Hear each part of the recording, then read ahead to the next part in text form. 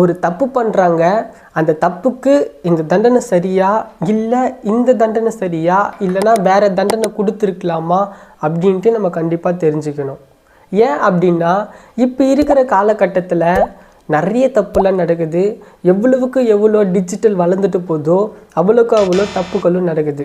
அது மட்டும் இல்லாமல் நம்ம பிஏபிஎல் படிக்கிறாங்க இல்லையா, இவங்களை தவிர்த்து நம்மளும் கண்டிப்பாக தெரிஞ்சுக்கணும். ஏன் அப்படின்னா நீங்கள் ஒரு இடத்துல இருக்கீங்க, அந்த இடத்துல ஒரு தப்பு நடக்குது, அந்த தப்பு நடக்கும்போது நீங்கள் அதை பார்க்குறீங்க. அது பார்க்கும்போது நீங்கள் இந்த தப்பு பண்ணக்கூடாதுப்பா அப்படின்னு நீங்கள் சொல்கிறீங்க. நீ யார் என்னை சொல்கிறதுக்கு அப்படின்னு கேட்பாங்க. ஸோ நீங்கள் இந்த தப்பு பண்ணுறீங்கல்ல, உங்களுக்கு இந்த தண்டனை என்னால் வாங்கி கொடுக்க முடியும் அப்படின்ட்டு நீங்கள் சொன்னீங்கன்னா அவங்க அந்த இடத்துல கொஞ்சம் தயக்கப்படுவாங்க. ஐயோ, இந்த தப்பு பண்ணால் இவங்க இந்த தண்டனை வாங்கி கொடுத்துடுவேன் அப்படின்னு சொல்கிறாங்களே, நம்ம இந்த தப்பு பண்ணலாமா அப்படின்ட்டு ஒரு தயக்கம் வரும்போது அவங்க மறுபடியும் அந்த தப்பு பண்ணலான்னு யோசிப்பாங்க இல்லையா.